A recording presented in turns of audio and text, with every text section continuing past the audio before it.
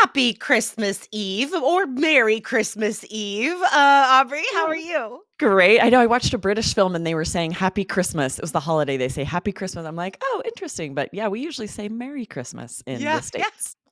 Both But are fun. both are correct for sure. So, since today, this episode is coming out on Christmas Eve, guys, we really ran with this idea of Eve as sort of the theme of today's show. What are we teaching today, Aubrey? We are teaching some amazing vocabulary for IELTS speaking when you want to share that Or something happened writing? or writing. That's true, right? Yeah. Because some of these are more formal. And this hmm is something that comes up on speaking and writing. I'm thinking speaking because most of the examples that I wrote were speaking. But yeah, for anything that Yes. happened before in the past, you need transition phrases and interesting vocabulary because this is definitely going to come up on IELTS. For sure. So Eve itself is not a transition phrase, right? But it does mean the night before. So that's why we say Christmas Eve is the night before Christmas, and New Year's Eve is the night before New Year's Day, right? So it does have meaning, even though we don't use it very often. But guys, like Aubrey said, you do need transition phrases for all over the speaking and writing exam because that's what you're graded on. Even in the task 1 letter, you need lots of linking phrases. So it's so important to have a wide variety, and time markers are very easy to use on IELTS, right? Anytime you want to say before, you could think about using today's structures. Yes, you're going to learn some great vocabulary today. And don't miss, recently we did an episode, 1393 was called Furthermore, You Need Formal Linking Phrases. We taught some amazing linking phrases there too. So after this episode, scroll up, don't miss that one. Yeah, exactly. And remember to hit subscribe or hit follow on this podcast, guys. If you're watching us on YouTube, hit subscribe because we come out with 2 amazing episodes every week. And we've had so many really nice messages from students, from listeners lately saying that our podcast helped them get the IELTS scores they needed.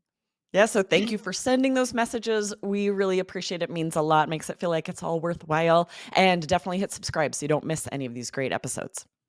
So, real fast, Aubrey, before we get into these transition phrases that we're teaching today, does your family have any special Christmas Eve traditions?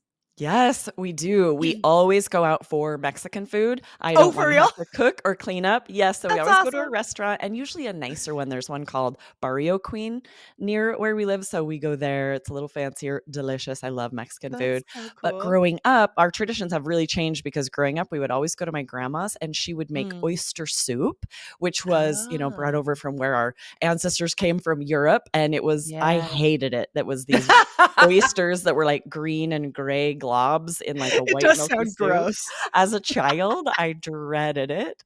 So I have let that tradition go. Oh, that's so What funny. about That you? does Any sound Christmas disgusting. ones? Well, a tradition that, I have kept from my childhood that James and I do, we open one present on Christmas Eve. So we always do that. And then outside of that, a tradition that I'm really, really proud of, our Christmas tradition is we go to this place called the Grotto every Christmas. And not on Christmas, but like around it during the Yeah. season. And it's like this Catholic nunnery on this beautiful like mountain. And Oh. every Christmas, every night you can go there, you pay this minimal fee, and there's lights everywhere, and you walk all around these beautiful paths, and there's Christmas lights everywhere. And there's this gorgeous, like, simple wooden cathedral where they have choir concerts like every 20 Mm. minutes there's a new choir and they're singing, and there's a puppet show, and like all anyway, Oh, James that and I sounds go there. magical. I It love it. is magical because I love Christmas, and Makes sense. Christmas is magic to me. It always has been, even now that I'm like 44 years old. Yes. And this place is so magical. And yes, I have a I love it. question. Is the Christmas Eve present you open always pajamas? Because that's what it is for us. It's like you get to open a present, but they know it's gonna be pajamas, so they're not very excited about it. Well, no, because you could choose, Oh, you nice. You get know? to pick anything under the tree. Exactly. That's fun. That's fun. James usually chooses a present that, like, someone else bought him because he wants to save all of my presents for Christmas Oh, morning. yes. But yeah, Yeah, it's I'm super like, fun. "Here's the one you get to open. It will be Christmas pajamas for you to wear right now.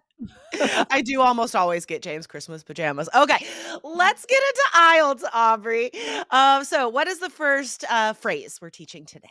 Yeah. So the first phrase is way back when, which is very informal, Mhm. perfect for part one questions. You are So good. likely to be asked about your job. So why not share what you did before? You could say, way back when I worked at a newspaper. It was the polar opposite of what I'm doing now.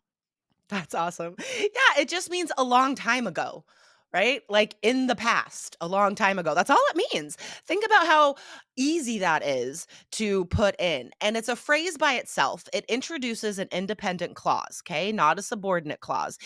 That's tricky because it has that Mm, word when in there. So you might think it has to introduce a relative clause or something. It does not. good point. It is a phrase by itself. And again, it just means a long time ago. That's it. So anytime you're introducing a piece of information from a long time ago, you can say this. Yeah, this would be so great for general task one letters as Yeah, well, right? totally. To say, like, way back when service was better than this. And I Yeah, love that you're totally. pointing out that grammar because that can be a little tricky. And this is very high level. I don't know that I've ever seen a student use this phrase. No, definitely not. All right. So the next phrase is prior to. What does prior to mean? This is more formal and it just means before something else. Yeah. So you're going to be sharing a noun after prior to something, and then you're sharing what happened before it. Yeah, so it introduces a subordinate clause.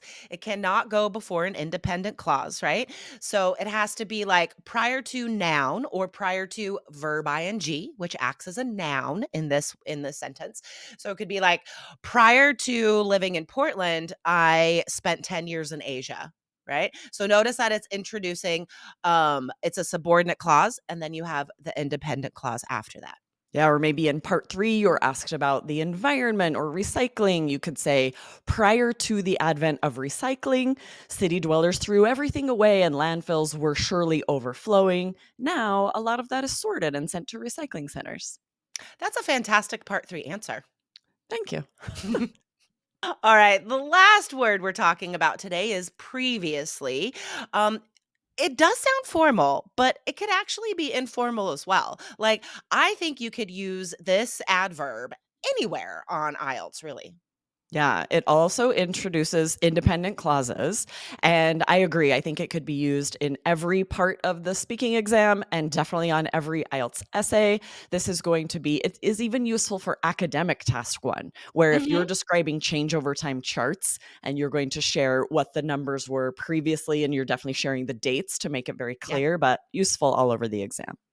that's a good point, right? Because prior to also is a great one for Yes. academic task one. Exactly. So let's show an example of using previously in a part 1 answer, Aubrey. What could we say? You might say, if you're asked about buying groceries, you could say, these days, I buy my groceries online with an app. I previously had always gone to the store, but I'm too busy to do that now. This should be more true for me than it is. Every time I go to the store, I see someone filling someone else's order, and here I I know. am shopping. I'm like, why didn't I think to do that? I love going grocery shopping, honestly. Like, I really like going grocery shopping. I It don't is mind it it. is like a chore if you're busy, because like, I usually have to go after work on a Monday night, and I'm like, "Ugh," but I do love going grocery shopping. And also, like, if you buy it on an app, it's more expensive. I'm not gonna spend more money, Is it? I haven't really looked into it usually. that much, so there's gotta be some kind of fee to make it worth then Yeah. having staff do it for you, right? Makes sense. Exactly. Yeah. Yeah, totally. All right. So we can also use a previously in part 3, of course, because as we said, it is both formal and informal. So if you're asked about the reading habits of adults where you live, that is a part 3 question, by the way. You could say, I wouldn't say that people in my country read a lot. No, unfortunately. Previously, before the internet and such, people read more novels, self help books, what have you. But sadly, I would not characterize my society as voracious lovers of literature. Oh, man, such great vocabulary in that sample answer. I love voracious to mean just like, I often we'll talk about this with hunger for Yes. actual food, like you have a Yeah. voracious appetite, but we totally translate this to a hunger for books and reading. Yeah, Love that. totally. And I love that I can't, like, read fun vocabulary, like, a great sentence or a great phrase like that without giggling. Like, I get so delighted with We get words. delighted by the vocabulary. I know, and I also wanna point out something really good in this answer. Sometimes it would be weird if you just say, "Previously, people read novels, now they do this." It really works better to do like Jessica did here, to say previously, before the internet and such, to share, like, what was different, right? Yeah, This yeah. and not only that, it gives you a chance to give more detail, more, interesting facts, instead of just like, "Previously this, now this."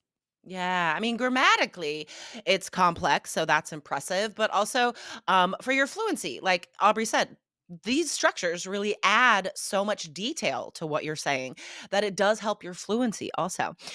So the takeaway today, guys, is learn as many transition phrases and time markers as you can because you need to use a wide variety of these to score highly on IELTS speaking and writing.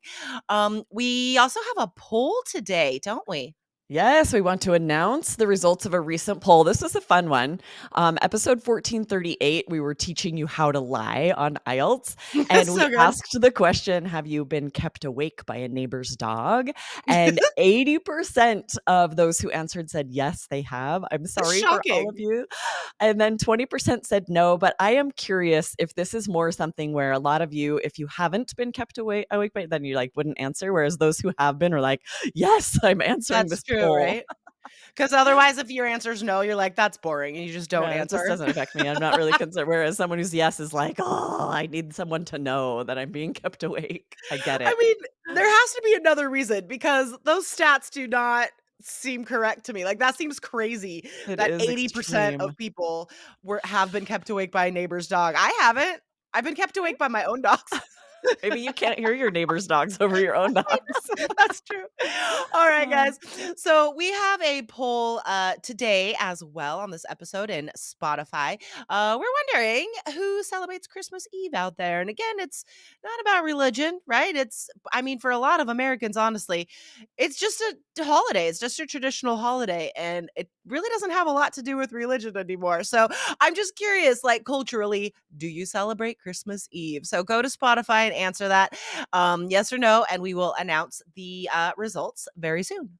Awesome. Yes, love it. Love this vocab. Definitely practice answering IELTS questions. Use this in your essays to boost your vocab scores. Very fun, Jessica. All right, I'll see you on Friday. Happy Yep. Christmas Eve. Happy Christmas Eve to you. Bye. Bye.